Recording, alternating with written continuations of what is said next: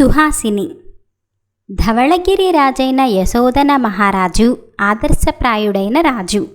ప్రజలను సుఖపెట్టడానికి ఆయన అస్తమానము పాటుపడేవాడు. ఒకనాడాయన తన రాజధాని శివార్లలో మారువేషంలో తిరుగుతుండగా ఒక పూరి గుడిసెలో ముగ్గురు అప్పచెల్లెళ్ళు కూర్చొని మాట్లాడుకుంటూ ఉండటం ఆయనకు వినిపించింది. ముగ్గురులో పెద్ద అమ్మాయి, నాకు రాజుగారికి పలహారాలు చేసేవాణ్ణి పెళ్లాడాలని ఉన్నది. అలా అయితే రాజుగారు తినగా మిగిలిన పలహారాలన్నీ కూర్చొని హాయిగా తినవచ్చు అన్నది. పలహారాలతో ఏం కడుపు నిండుతుంది? నాకు రాజుగారి వంటవాణ్ణే చేసుకోవాలని ఉన్నది అన్నది రెండో అమ్మాయి. మూడో అమ్మాయి ఏమీ అనలేదు. కానీ దాని అక్కలు ఒత్తిడి చేసి నీకెవరిని చేసుకోవాలని ఉందో చెప్పు అన్నారు.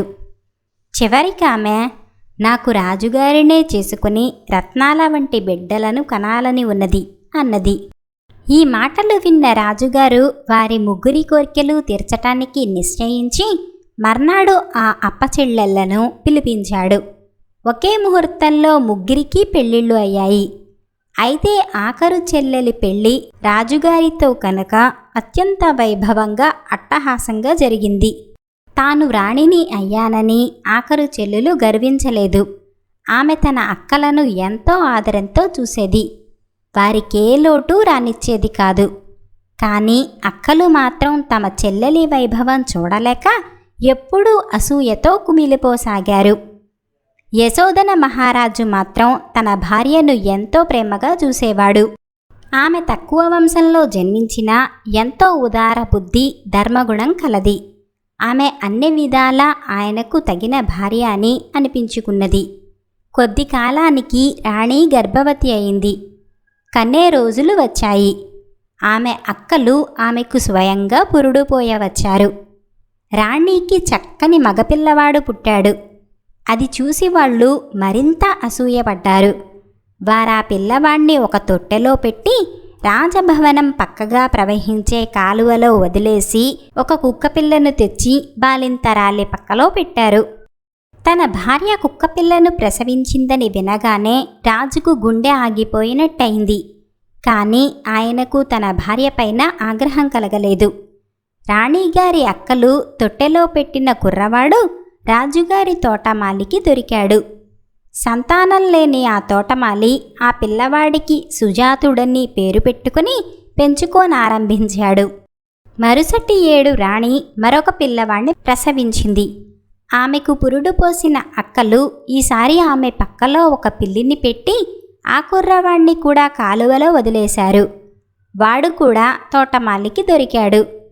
తోటమాలి వాడికి సుకేతుడని పేరు పెట్టుకుని పెంచసాగాడు.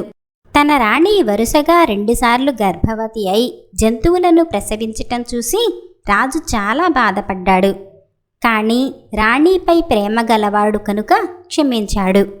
3వసారి రాణి ఆడపిల్లను ప్రసవించింది.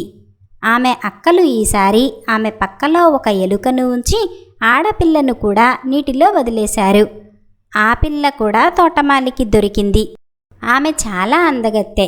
ఆమె ముఖం వికసించిన పుష్పంలాగా ఉండేది. ఆమె నవ్వితే ముత్యాలు రాలేవి.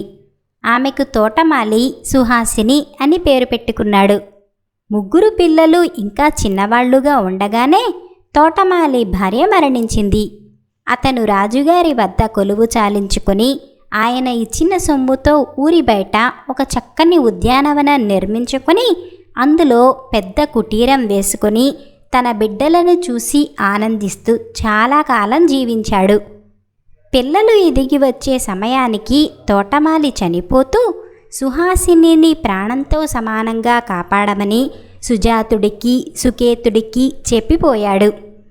అన్నలు ఎప్పుడైనా వేటకు వెళ్ళేవారు. కానీ సుహాసిని ఎన్నడూ తన ఉద్యానవనం దాటి బయటకు వెళ్ళి ఎరుగదు. ఒకనాడామె ఆ ఉద్యానవనంలో ఒంటరిగా ఉన్న సమయంలో ఒక ముసలావిడ వచ్చి, ఆహా, ఎంత చక్కని తోట! ఈ చెట్ల నీడలో ఎంత చల్లగా ఉంది! కాసేపు ఇక్కడ కూర్చొని పోనిస్తావా తల్లి అని సుహాసినితో అన్నది. సుహాసిని ఆ ముసలావిడితో పాటు చెట్ల నీడన కూర్చొని ఈ తోటలో నీకేమైనా లోపాలు కనిపించాయా అవ్వా అన్నది.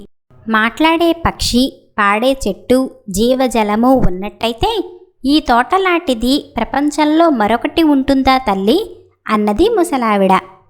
ఆ మూడిటిని ఎలాగైనా సాధించాలని సుహాసినికి తోచింది.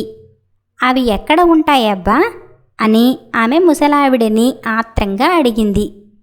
తూర్పుగా బయలుదేరి 20 రోజులు గుర్రం మీద ప్రయాణం చేసి 20వ రోజున కనిపించే మొదటి మనిషిని అడిగితే అవి ఎక్కడ ఉండేది చెబుతాడు.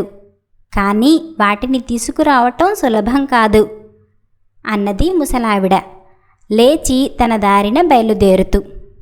అన్నలు ఇంటికి రాగానే సుహాసిని వారితో ముసలావిడ చెప్పిన మాటలు చెప్పింది.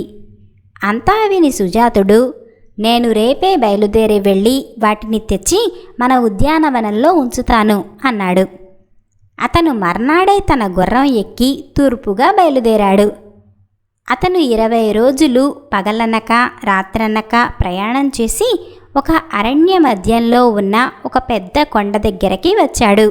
కొండ కింద గల ఒక మహావృక్షం కింద అతనికి తపస్సు చేసుకుంటున్న కపిల మహాముని కనిపించాడు.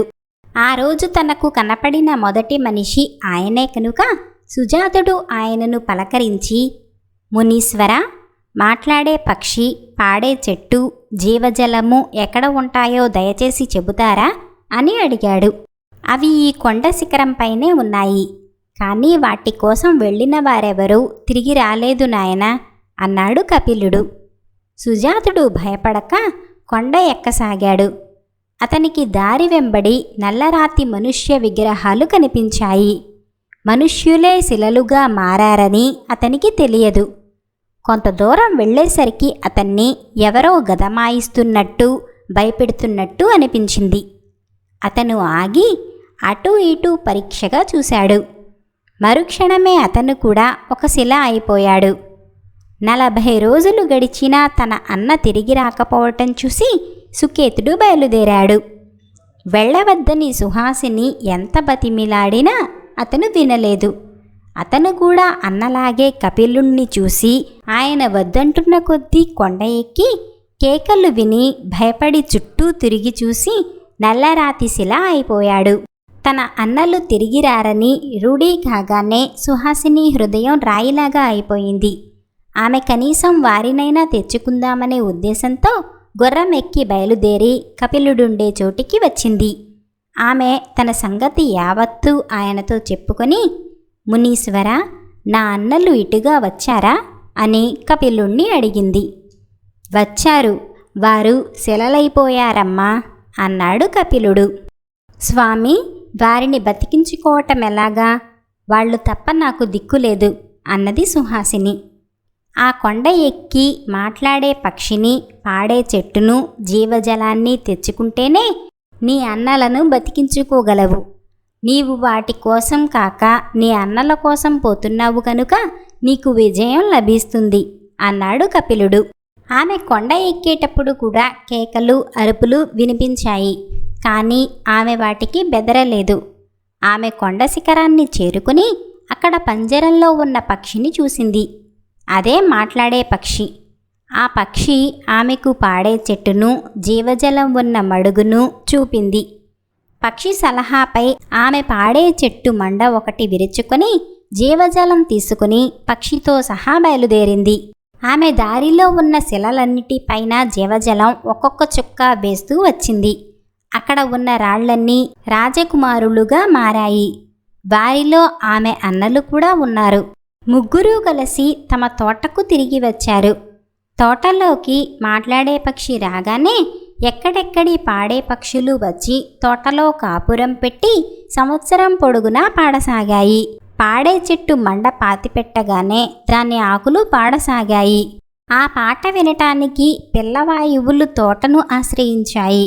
జీవజలం ఒక్క చుక్క వేసేపటికి ఆ తోటలోని నీటి కాలువలన్నీ గలగలా శబ్దం చేస్తూ ఏడాది పొడుగునా పారటం ఆరంభించాయి. సుహాసిని ఉండే తోటను గురించి అందరూ వింతగా చెప్పుకోసాగారు. రాజుగారికి కూడా ఈ వార్త తెలిసింది. తన భార్య 3వసారి కూడా జంతువును కన్నట్టు తెలిసాక ఆయన ఆమెను కారాగృహంలో పెట్టించాడు. అది మొదలు ఆయన ఆనందమన్నది ఎరుగడు. ఈ తోటలో కాసేపు కూర్చుంటే మనస్సు బరువు తగ్గుతుందేమోనని ఆయన ఒకనాడు ఒంటరిగా అక్కడికి వచ్చాడు. ఆ సమయాన సుహాసిని ఒంటరిగా ఉన్నది. రాజుగారు తనకు అతిథిగా వచ్చాడని తెలియగానే ఆమె కంగారు పడి మాట్లాడే పక్షి వద్దకు వెళ్ళి, పక్షి పక్షి, రాజుగారికి ఏమి వంటకాలు చేయమన్నావు అని అడిగింది. ముత్యాలు కూరిన అరిసెలు వండిపెట్టు అన్నది పక్షి. సుహాసిని అలాగే చేసి అరిసెలు రాజు ముందు పెట్టింది. రాజు ఒక అరిసెను విరిచి చూసి, ఇదేమిటి, ఇందులో ముత్యాలు కూరారు, ఇలాంటి వంటకం ఎక్కడైనా ఉంటుందా అని ఆశ్చర్యంగా అడిగాడు. రాణి గర్భవాసాన కుక్కలు, పిల్లులు, ఎలుకలు పుట్టటం ఎక్కడైనా ఉందా మహారాజా అని మాట్లాడే పక్షి ఆయన్ను అడిగింది. రాజుకు గుండె గతుక్కుమన్నది. నా భార్య పిల్లలనే కన్నదా, వారేమయ్యారు అని ఆయన పక్షిని అడిగాడు. సరిగా ఆ సమయానికే సుకేతుడు, సుజాతుడు వేట నుంచి తిరిగి వచ్చారు. ఇరిగో నీ పిల్లలు అన్నది మాట్లాడే పక్షి వారిని రాజుకు చూపుతూ. రాజు కంట ఆనంద బాష్పాలు రాలాయి. ఆయన తన పిల్లలను ఆలింగనం చేసుకొని ఇంటికి తీసుకుపోయాడు. తన భార్యను చెరవిడిపించి ఆమెకు క్షమాపణ చెప్పుకున్నాడు. అక్కలు తనకు తీరని ద్రోహం చేసినా రాణి వారిని క్షమించింది. తర్వాత యశోధన మహారాజు తన భార్యతోనూ పిల్లలతోనూ సుఖంగా జీవించాడు.